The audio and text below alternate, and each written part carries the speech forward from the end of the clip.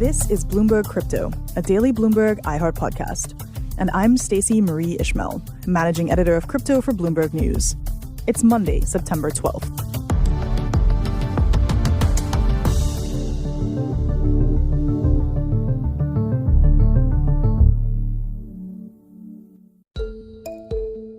What happens if you put a whole bunch of crypto transactions into a metaphorical blender, and then you lock them up in a black box, and then you shake that black box up, put that box back in the blender, shake it up some more, and then spit it out the other side? What do you get? Something that feels kind of similar to the experience of using a decentralized app called Tornado Cash. Tornado Cash is something known as a mixer, which is a service that allows people to obfuscate both the origin and the output of certain kinds of crypto transactions. It helps with privacy and with anonymity. But federal regulators say cyber criminals, of course, used services like Tornado Cash for money laundering purposes. And as a result, Tornado Cash was recently hit with sanctions by the U.S. Department of Treasury. Now, privacy is a key objective of many crypto proponents. It's one of the things that's really important and often makes the asset class attractive to certain kinds of investors. If this principle can't be guaranteed, then crypto's utility for folks who care about privacy becomes more questionable. Today I'm joined by Bloomberg crypto blogger Emily Nicolle. There's no real regulatory oversight yet of what's happening on these exchanges. And we'll discuss whether or not a decentralized service can truly be regulated and what the issues are surrounding crypto and privacy. So, Tornado Cash. This is a decentralized protocol that allows transaction mixing. There's a lot of attention on it right now. Let's start by explaining all three of those things. What is Tornado Cash? What is mixing in crypto? And why are folks currently talking about it? So Tornado Cash is a platform that runs mostly on the Ethereum blockchain. What it does is it allows users to send their Ethereum tokens to Tornado Cash, and while they belong to Tornado Cash, they're in a kind of pot where it's mixing it around and jumbling it up with all the other Ethereum tokens that have been sent to Tornado. And then eventually, once you take them back out again, it helps to obfuscate the transaction history of those tokens. So if you were somebody who's particularly concerned about financial privacy, you might find Tornado Cash a really great tool for that because it helps to obscure the public nature of the blockchain. But if you were also somebody who might have gotten those tokens through illicit means, shall we say, it helps cover your tracks there as well. It sounds like this is one of those classic situations in crypto where the thing that makes it useful, interesting, attractive, especially to privacy proponents, also makes it useful, interesting, attractive to people who might be accused of criminal or otherwise nefarious behavior. Is that kind of a reasonable assessment of the world? Yeah, pretty much. And it's one of the reasons why we're talking about it today, right? So the US imposed sanctions on Tornado Cash in August. And the reason for that was that some of the activity that had been happening on Tornado Cash had been illicit, and they'd had evidence that hackers in North Korea had been using it to launder their stolen cryptocurrency in a way that made it more difficult for investigators to track them. And because of that North Korean link in particular, that made it not just, like an illegality target for US authorities, but also a political one. When we generally talk about the US or other government sanctioning somebody, and there's been a lot of sanctions to go around since Russia invaded Ukraine, it tends to be against like knowable, named legal entities, a person, an organization, a company. Tornado Cash is a software protocol? Like, what has it meant to sanction a piece of software in practice, and what are some of the issues that have arisen as a result?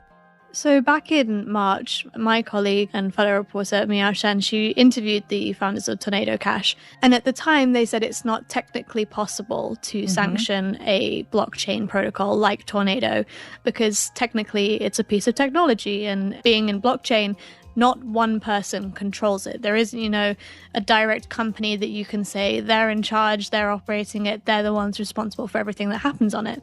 It's built through open source code, which means multiple developers are contributing to it. And supposedly, according to the founders, a community of people are the ones running it and operating it.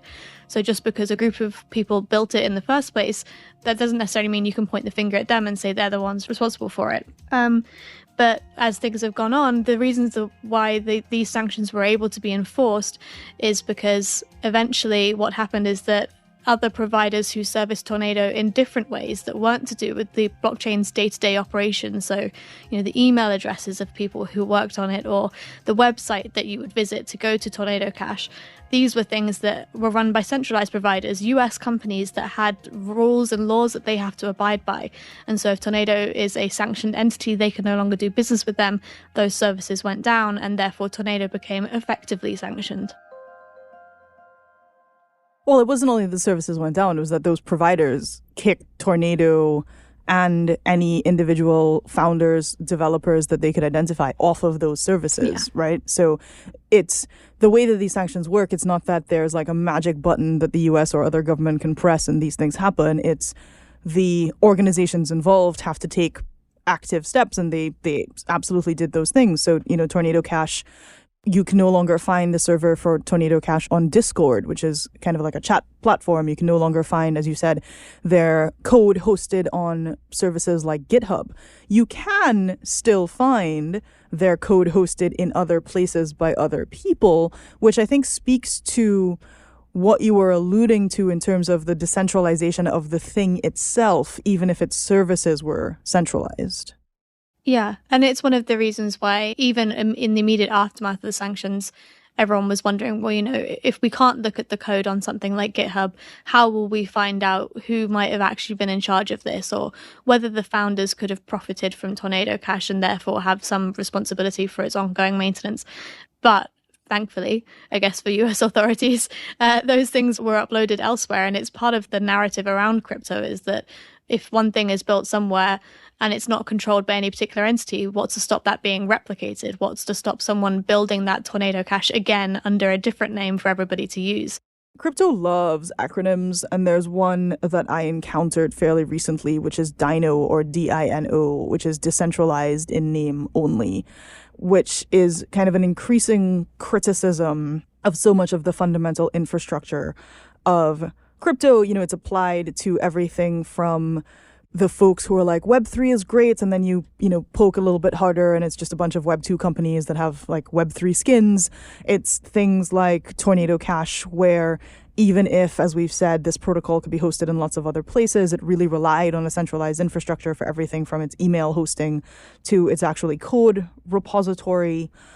What are the alternatives here, right? If you are a person who is serious about maintaining your privacy, having some degree of freedom from government interference or, resistance to censorship, what does the present and the future potentially look like for you? So Tornado wasn't the only crypto mixing tool out there, and there are others.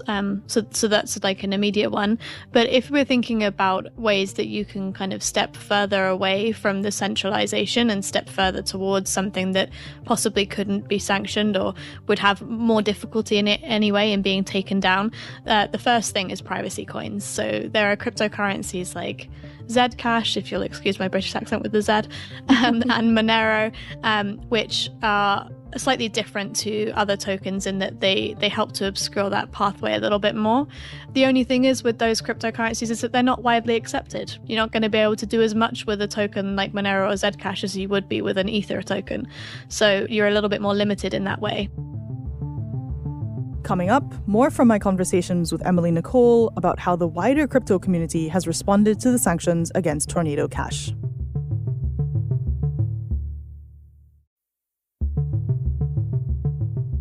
One follow-up question for you, Emily, is, and I'm just going to say this thing that I say all the time, which is, everything old is new in crypto.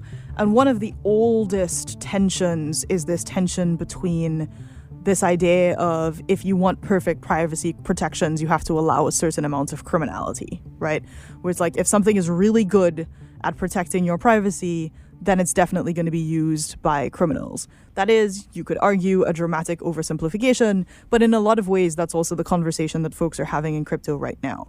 Where are people landing on either side of this question? If you think about what the broader financial world looks like, there's an element of criminality in all of it, right? So it'd be naive to think that you could feasibly remove criminality from every aspect of it.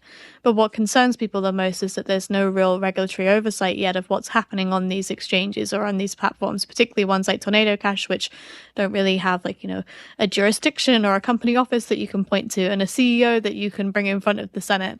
And so that's one of the concerns, is that if you can't have any oversight at all or have anybody that you can point to as a responsible figure, then what routes are left to you in order to be able to shut those things down? Right. So this is essentially the argument that in order to have privacy, you actually need some amount of centralization. Like somebody's got to take one for the team and, be the entity that could get in trouble if bad things are happening and regulators or other enforcement agencies are trying to crack down on those bad things. Yeah, I think we're seeing it more and more now that crypto people who have espoused the benefits of decentralization to the nth degree are now starting to say things like, oh, well, we'll never be able to have full decentralization. We have to aim for the best amount that we can possibly get because we're never going to be able to do the actual full thing. And you'll even see CEOs of major crypto exchanges say this now. Whereas, maybe a few years ago, you might have seen the full Bitcoin rally whammy of, centralization is dead and everything is DeFi in future. And so as that kind of narrative changes and people have to start thinking about this differently, it'll be interesting to see what tools the crypto industry tries to come up with to get around these centralization risks. In the aftermath of the Tornado Cash sanction and the subsequent arrest of this developer outside of the United States, a lot of the conversation took on kind of a very, first they came for Tornado Cash kind of tone. And there's this real kind of contrast between the, I guess we have to give up some freedoms to have some freedoms conversation, and the folks who are, kind of fighting the fight that any slope is too slippery, right? That you have to have this really aggressive, assertive, fundamental approach to defending against this. What recourse do those folks really have if they're attempting to kind of go up against governments? Whether or not it's possible for, a crypto person to sue something like the Department of Justice if they felt like they were being treated unfairly. I mean, you know better than I if there have been any successful examples of that, and I bet there are a few. But there is definitely a thinking, at least among the crypto cognoscenti, that anything is possible. That's the dream of Bitcoin, right? The dream of crypto is that you can do anything if you put your mind to it, and that includes evading total government sanction or oversight. And if you live in the web long enough, that maybe there'll be a way that your token could become completely out of sight and out of mind if the government were to come knocking.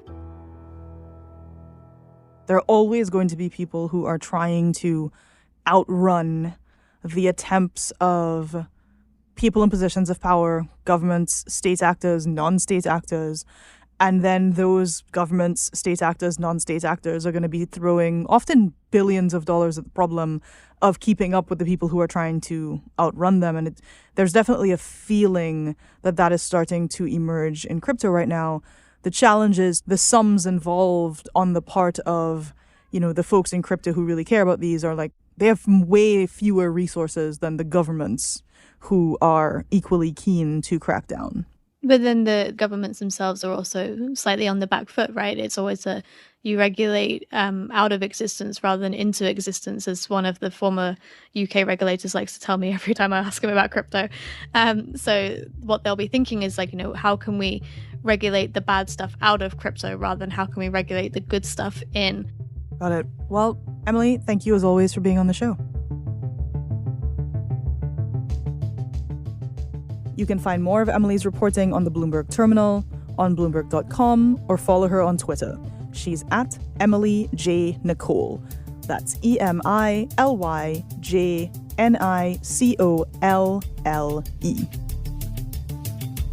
On the next episode of Bloomberg Crypto, El Salvador is a year into its great Bitcoin experiment.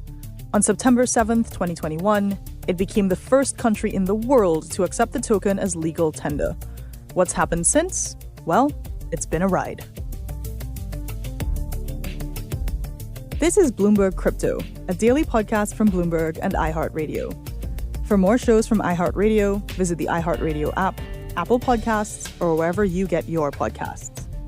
Send us your comments, questions, or suggestions for the show to crypto@bloomberg.net, or find us on Twitter, we're @crypto. The supervising producer of Bloomberg Crypto is Vicky Vergolina. Our senior producer is Janet Babin. Our producers are Mohammed Farouk and Sharon Barrero. Hilda Garcia is our engineer. Original music by Leo Sidran. I'm Stacey Marie Ishmael. We'll be back tomorrow.